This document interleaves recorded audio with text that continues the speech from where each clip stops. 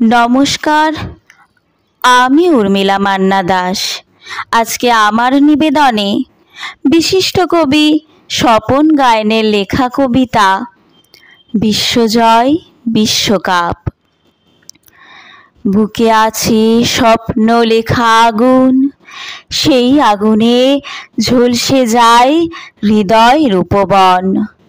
কাঙ্ক্ষিত জয় হাতের বন্দি, বিশ্বজয় বিশ্বকাপ। বিশ্বভুবন জয় করল দেশ, 150 কোটি ভারতবাসীর স্বপ্ন।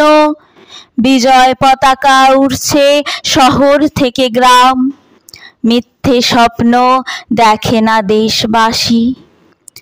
ভাঙা ভাঙা সুখ জুড়েই একবার দেখো, একদিন আসবে সেই সে শুভ লগন।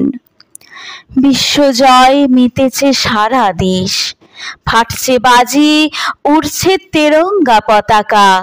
যেন অকাল দেওয়ালি, শুধু রং মশাল, আতশবাজি আর রং মশাল। ধন্যবাদ।